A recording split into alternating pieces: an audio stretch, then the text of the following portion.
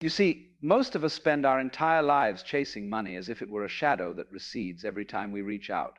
We chase it with panting breath, with hearts pounding in fear that it will disappear around the next corner. We treat it as if it were the key to all joy, all peace, and all power in this world. And yet, have you ever noticed that those to whom money seems to flow most effortlessly, those who live in a state of graceful abundance, are never those frantic hunters? They don't pursue. They dance. They let life lead, instead of trying to bend it to their will. So today, let us pause for a moment and ask a question that might sound a little mad.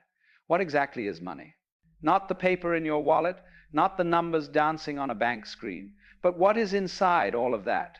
Money, if you bother to look a little deeper, is merely a form of energy packaged into a symbol that we humans can handle, exchange, and agree has value. It is the breath of creation, solidified into a tangible form. It is proof that you have contributed something to the world. An idea, a helping hand, a smile, a product, a dream, and the world responds by saying, "Thank you. Here is your share of the great feast."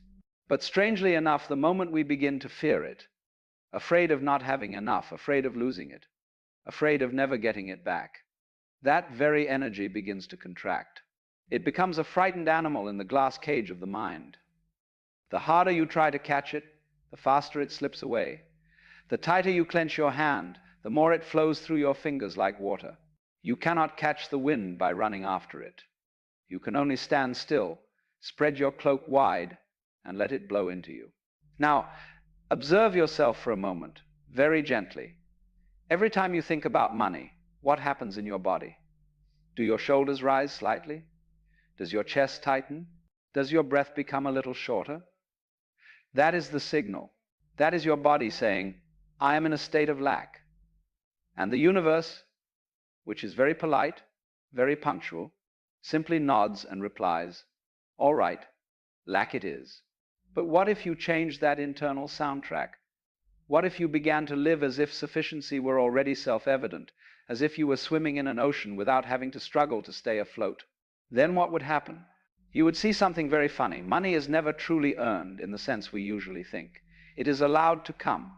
Yes, you still work, you still act, you still create, but all of that is just the outer dance. The most important thing lies elsewhere. Is your inner state open or closed? You can labor to the point of exhaustion, calculate every single number, stay up all night planning. But if your core is still whispering, "Not enough, not enough, not enough," you are trying to swim against a raging current. The harder you paddle, the more the current pushes you back. But one day, you get too tired and you let go. You lie on your back on the water, allowing the river to carry you. And suddenly you realize, "Oh, I am drifting toward the sea, faster than I ever could by trying to swim on my own." This universe is inherently, brazenly redundant. Look outside. A tree never counts its leaves. A river never regrets a drop of water. The sun never sends an invoice for light. Everything simply pours forth, proliferates, gives without needing a contract, without insurance, without a promise of what if you are gone tomorrow. Only humans, the most intelligent creatures, invented the idea that they must be worthy to receive, must suffer first, must prove themselves first, must pay the price first. So the real question is not, "How do I get more money?" but "How do I stop resisting the flow that has been trying to bring everything to me for so long?" That is where the magic begins. Not in doing more, but in letting go at the right time. Not in trying to become worthy, but in realizing you have always been worthy. Have you ever noticed? People who are truly comfortable with money rarely ever talk about it. They don't check their accounts 10 times a day. They don't sigh over bills. They don't complain about rising costs or hard times. Not because they are so rich they don't have to care, but because they have understood one simple thing. Money is just a guest in the house. It comes, it sits, and has tea for a while, and then it gets up and moves on. If you treat it like the master of the house, you will be the servant forever. Conversely, when you treat it like a cheerful traveling companion, it stays longer, and when it leaves, it even brings its friends to visit. The funny thing is that we often think the problem is not enough money. But actually, the problem is that we dedicate too much energy to proving that we are in lack.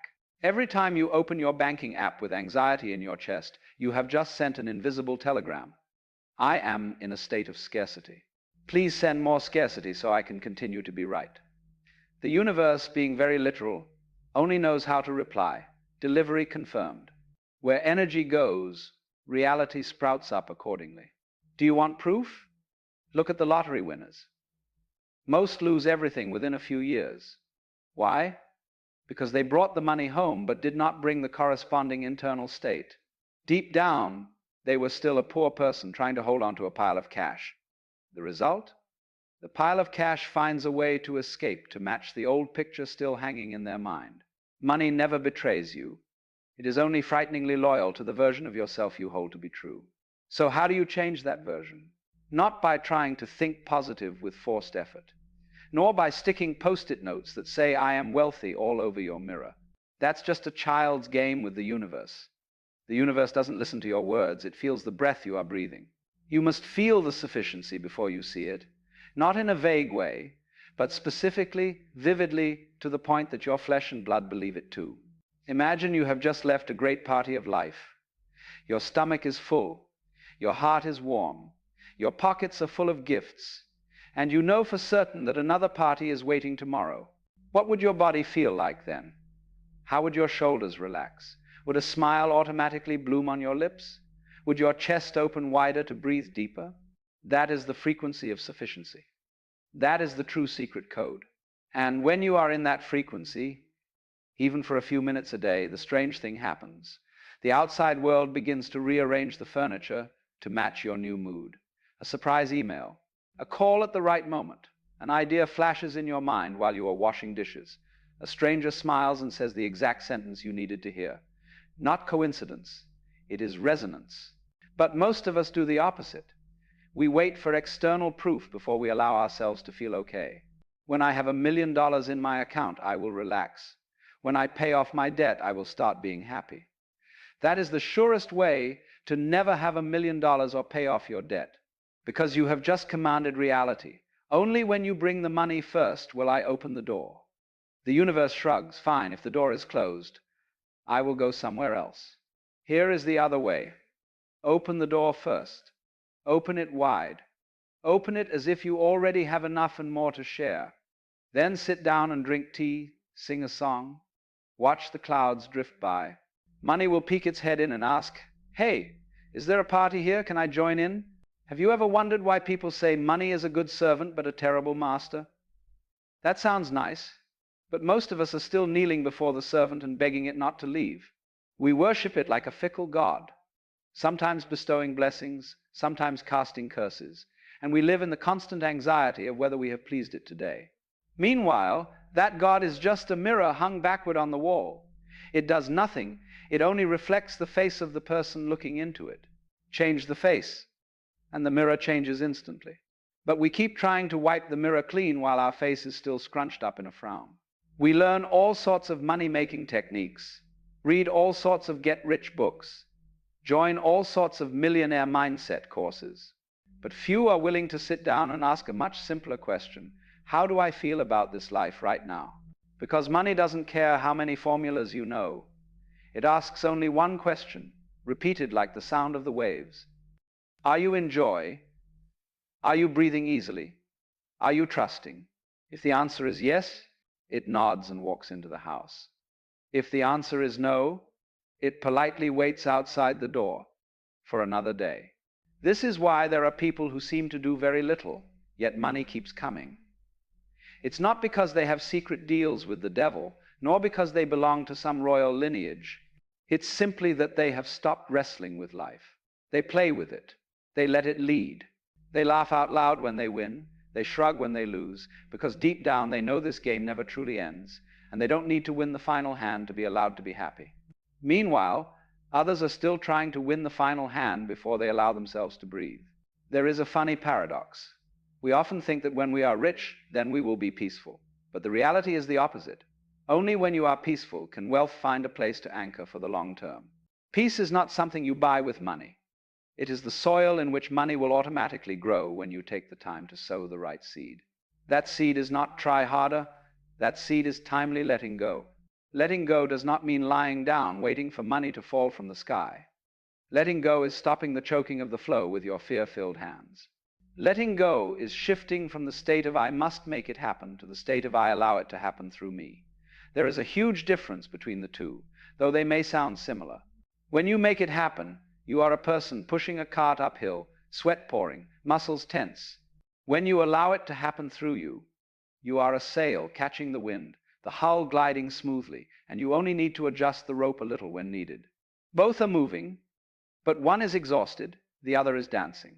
And the universe, being very subtle, always chooses to bestow the greater reward upon the dancing sails. Do you want to know the clearest sign that you are on the right frequency? Look at how you spend money. Not how much you spend, but how, when you pay a bill, do you gently say, thank you for the electricity, the water, the roof over my head in your heart? Or do you grind your teeth and think wasting money again? When you give someone a small gift, do you feel like you are enriching the world, or are you calculating whether they will repay you enough? The way you give money is the way you invite money back. Because money, like love, like air, like everything in this universe, only wants to circulate. It hates being locked in a safe with the fear of losing it. It loves to run, to transform, to move from one pocket to another, from one idea to another. When you let it run, it will return to visit you more often. When you lock it up, it will find a way to escape, one way or another. This is why people who are naturally generous almost always have enough. Not because they started with a lot, but because they have made themselves a beautiful bridge that the river loves to flow across. The river never asks, is this bridge trustworthy? It only asks, is this bridge unobstructed? If yes, it carries gold and gems. If no, it quietly finds another path. And you, yourself, are that bridge. Now we have descended to the bottom of the lake, where the water is so clear you can see yourself without ripples. Here, the concept of having money or not having money ceases to exist. There remains only one single question, very light, very ancient, and yet very new every day. Are you living? Truly. Ask seriously. Right now, are you genuinely living, or are you just existing to wait for a day when you will be allowed to live? Because money ultimately was never the goal. It is only one of countless ways that life tells you, hey, I am here. I am overflowing.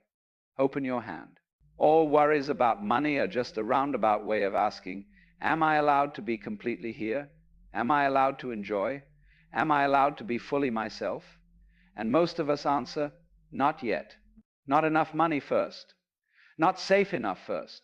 Not successful enough first. So life politely nods and steps back, waiting outside the door like a guest who is too delicate. But what if one morning you woke up and said, not loudly, not dramatically, just whispering to yourself, all right, today I live first. Money comes later. Then what would happen? You would see everything begin to move, not loudly, not with sirens, but silently, like the rising sun. Not because you did anything spectacular, but because you stopped obstructing it. You would find yourself smiling without a reason. You would find yourself giving away a coin with the feeling of having thrown a star into a well. You would find yourself receiving an opportunity that you previously swore did not exist. And you would realize that all those things were already there, just waiting for you to stop screaming, I don't have it, so they could enter without being pushed away. This is the final secret, and also the first secret. You don't need to become wealthy. You just need to remember that you are the ocean, and then stop pretending to be an empty cup begging for a few drops of water. When that remembrance truly reaches your bone, your blood, your breath, then money will cease to be a problem. It will become a joyful joke between you and the universe. You send a smile, the universe sends back a contract. You send a little trust, the universe sends back an open door. You send a little ease. The universe sends back a smooth flow of money, so obvious that you have to laugh. And then you will understand why the ancient masters kept laughing when asked about how to get rich. Because they knew it wasn't about getting rich. It was about stopping the self-imposed poverty in their minds. You don't need more money. You just need less fear of losing it. You don't need more opportunity. You just need less doubt that you are worthy. You don't need more time. You just need to live this moment completely, because this moment is where all true wealth is born. So, if you are still waiting for a sign to begin, here is the sign right now. Right now, take a deep, slow breath and feel the air fill your lungs without you having to pay a fee. Hear that? That is the universe sending the first bill of the day, free of charge, and it will continue to send it every second, every day, until you are willing to believe that everything else can be just as free as long as you are willing to open your hands. Money does not chase those who pursue it. It chases those who have stopped running. It chases those who are standing still in the field, eyes half closed, palms turned upward, smiling as if they have just remembered an ancient secret. They are the children of the ocean. They came here only to play with the waves. And when you stand like that, long enough, light enough, joyful enough, the waves will find their way to your feet, carrying gold, carrying gems, carrying everything you once thought you had to steal from life.